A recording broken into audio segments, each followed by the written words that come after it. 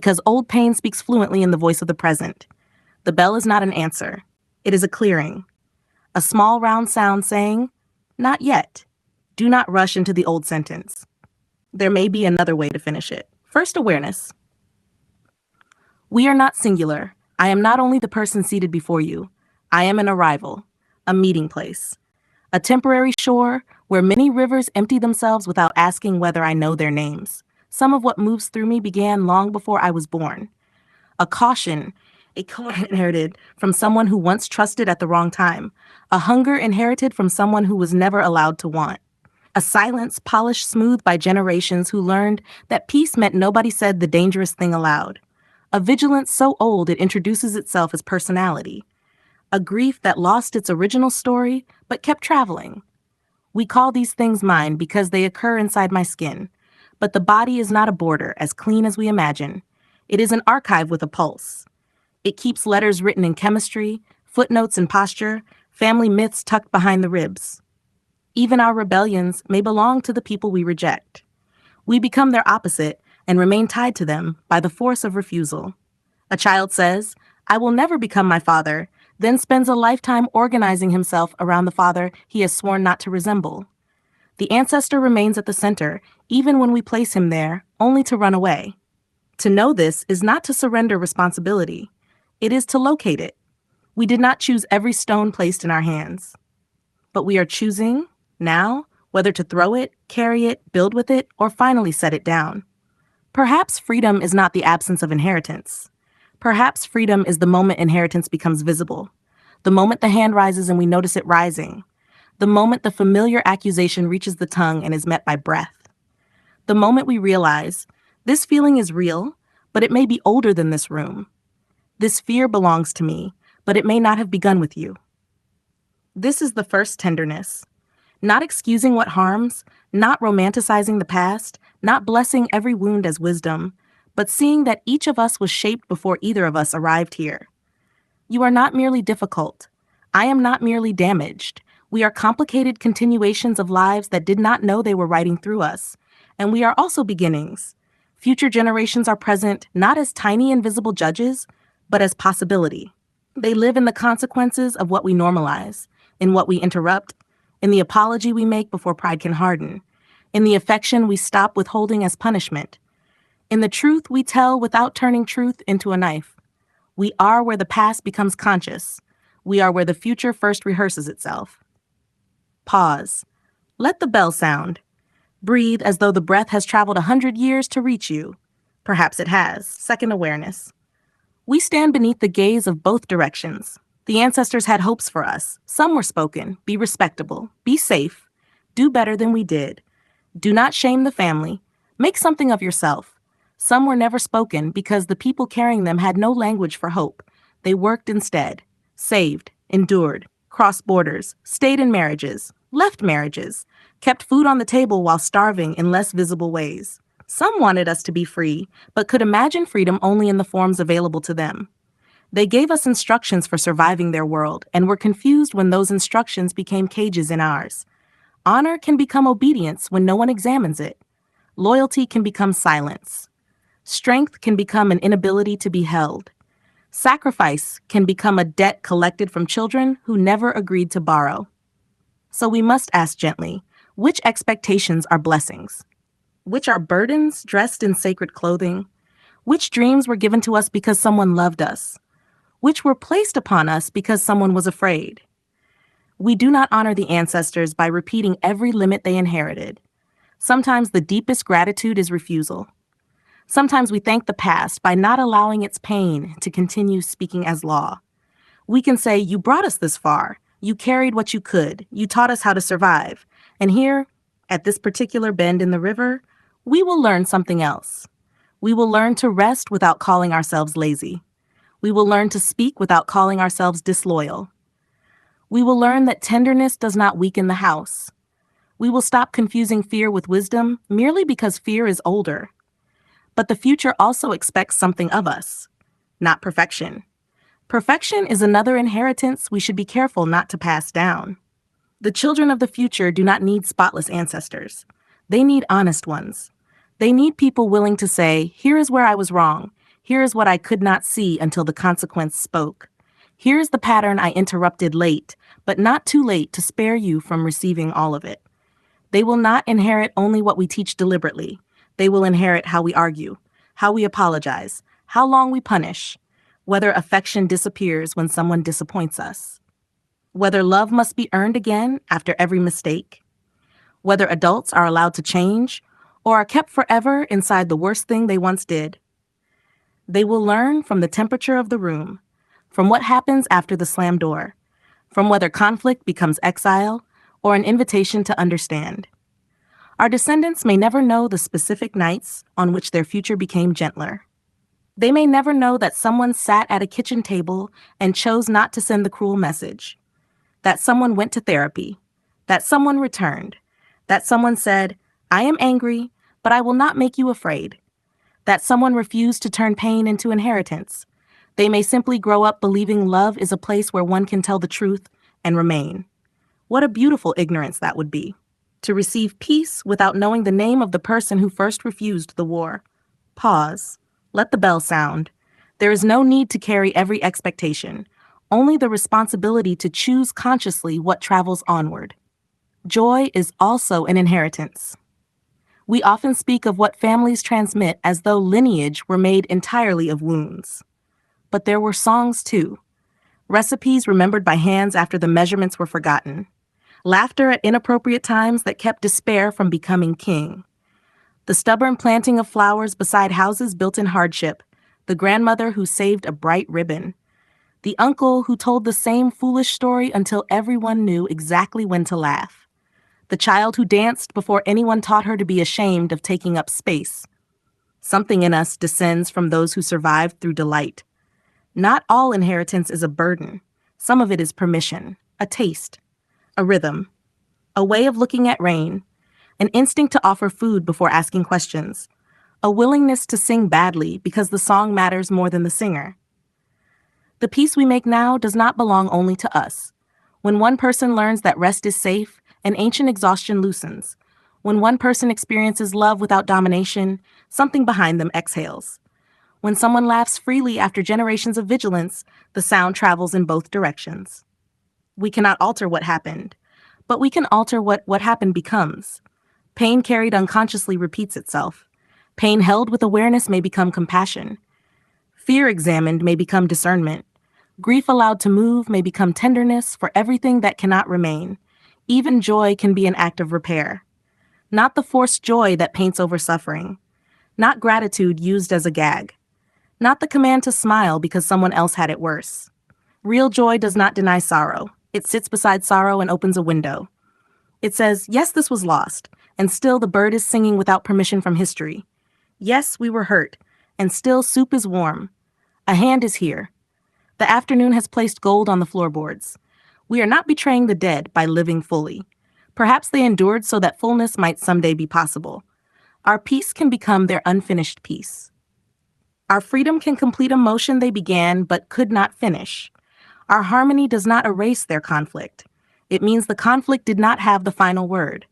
And what we learn to nourish in ourselves becomes easier to offer another. An empty heart may still love, but it begins to confuse love with depletion. It gives until giving becomes resentment. It serves until service becomes a hidden demand. After all I have done, you must now become who I need you to be. But a nourished heart does not need every act of love to return immediately as proof. It can give without disappearing, receive without shame, rest without constructing a defense. It understands that happiness is not selfish fuel stored away from relationship. It is part of the food relationship requires. We cannot feed love only with duty. Love also eats play, attention, curiosity, shared foolishness, the unproductive walk, the story told slowly, the silence that is not withdrawal, but company, the delight of seeing another person not as a problem to solve, but as a world still unfolding. Pause. Let the bell sound. Somewhere behind you, someone may be listening for the joy they were never permitted. Somewhere ahead, someone may inherit it without needing to know why. Fourth awareness. Understanding is the ground beneath love. Love without understanding can become an image we force another person to inhabit. I love you, we say, but sometimes we mean, I love the version of you that does not disturb my story. I love you when your needs confirm my usefulness. I love you when your pain can be solved by the tools I already possess. I love you when your truth does not require me to revise my own. But understanding asks for more. Understanding does not begin with agreement. It begins with suspension. A willingness to leave the courtroom before the verdict is read. A willingness to ask, what is this experience like from where you are standing? Not, how do I prove you misread it? Not, how do I explain my intent until your wound disappears? Not, how do I turn your hurt into an accusation against your sensitivity? Understanding is not confession to a crime we did not commit. It is the humility to know that impact has a life beyond intention. A foot can step on another foot without malice. The absence of malice does not remove the weight. Understanding kneels first. It says, I believe that it hurt. Let me remain here before I tell you what I meant. That remaining is difficult. The clever mind wants motion. It wants diagnosis, architecture, remedy. It wants to climb above the feeling and describe the landscape. But love often asks the mind to come back down, to sit in the kitchen, to stop arranging pain into elegant categories, to hold the cup while another person speaks. There are moments when explanation is another form of leaving. Moments when insight becomes a polished door. Moments when we know exactly why we are afraid and still refuse to say, please stay. Understanding is not merely the accumulation of facts about another person. It is allowing their reality to alter our behavior. If I understand that silence frightens you, I do not praise myself for having mapped your attachment pattern and then disappear for 3 days. If I understand that criticism awakens old humiliation, I do not use that knowledge to win more efficiently. If I understand your tenderness, I become more careful with it. Knowledge that does not change conduct is observation, not understanding. To understand is to be changed by what we have seen. And still, we will misunderstand.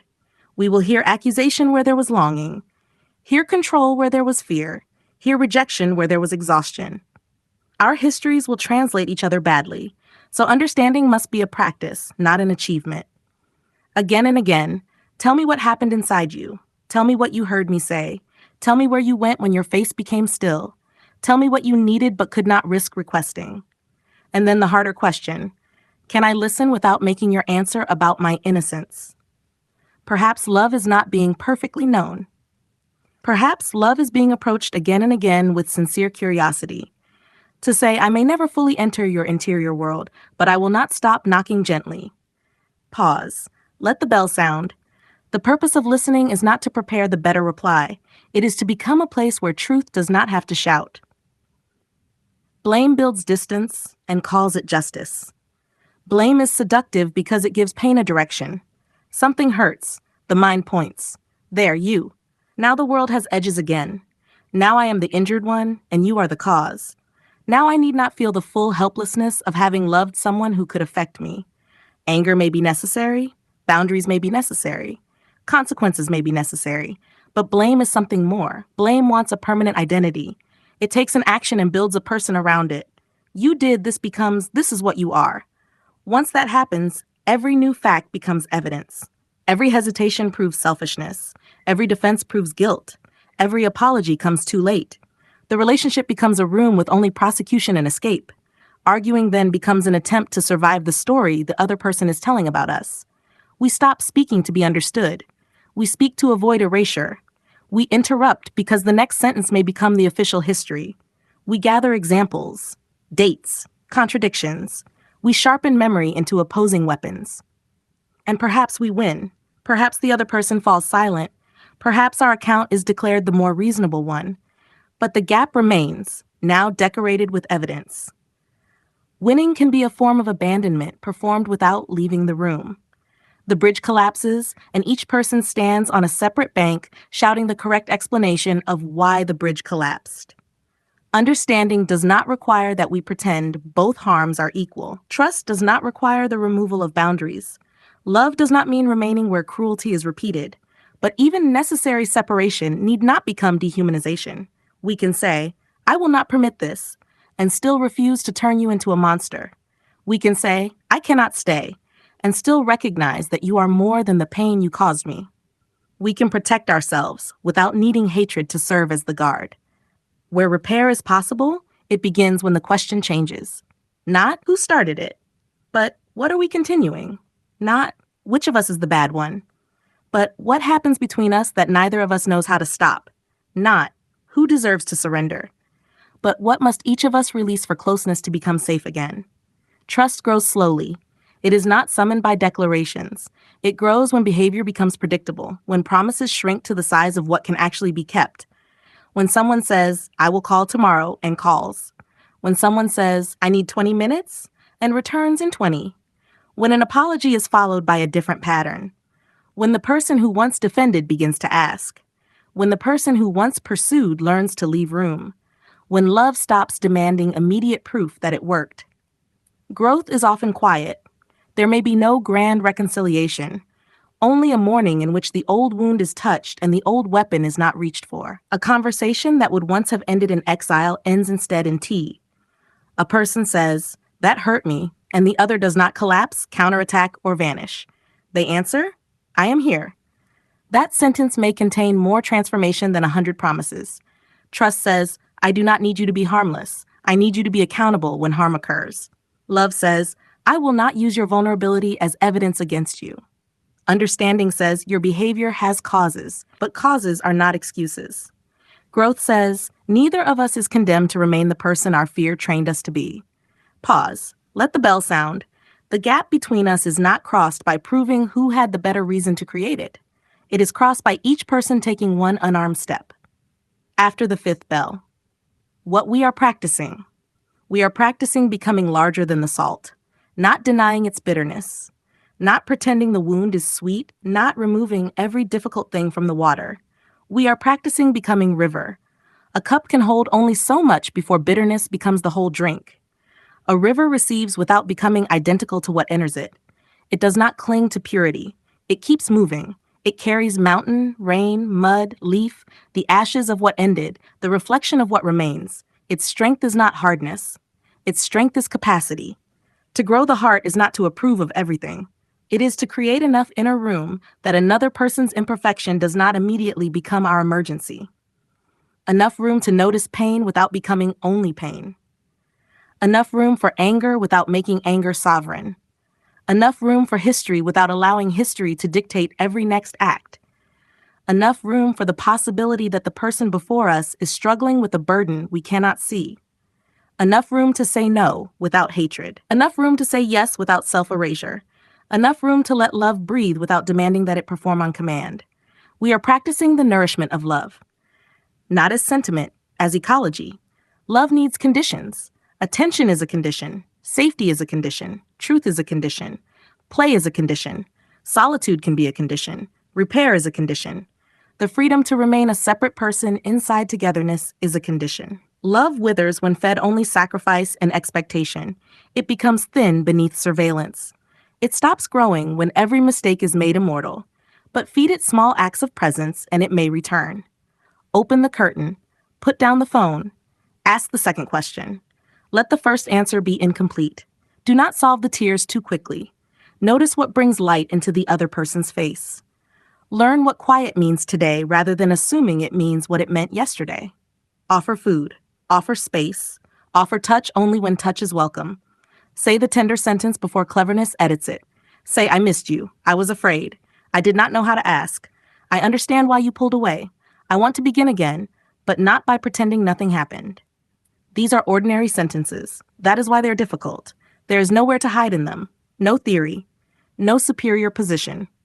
Only one human being placing an undefended truth between two bodies and waiting to see whether it will be received.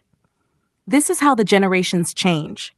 Not all at once, not through a perfect revelation. Through one person noticing that the old story is about to speak and pausing. Through one couple choosing curiosity over prosecution. Through one parent apologizing without adding but. Through one child growing older without needing to recover from love. Through one family discovering that peace is not the absence of conflict. Peace is the presence of a way back. And perhaps the ancestors gather not to judge us but to watch with wonder. Perhaps they see us doing what they could not yet imagine. Perhaps the future leans toward us too, not demanding perfection, only asking, did you make the river wider? Did you leave us more room to be human? Did you teach love to survive the truth? We may answer imperfectly. We may fail and return, forget and remember, harden and soften. The heart does not grow in one magnificent opening. It grows each time it is tempted to become smaller, and chooses instead one more breath of room. So let the final bell sound, let it pass through the body, let the ancestors hear it, let the children not yet born receive its fading vibration. And in the silence after, do not hurry to speak. Listen. The river is already moving.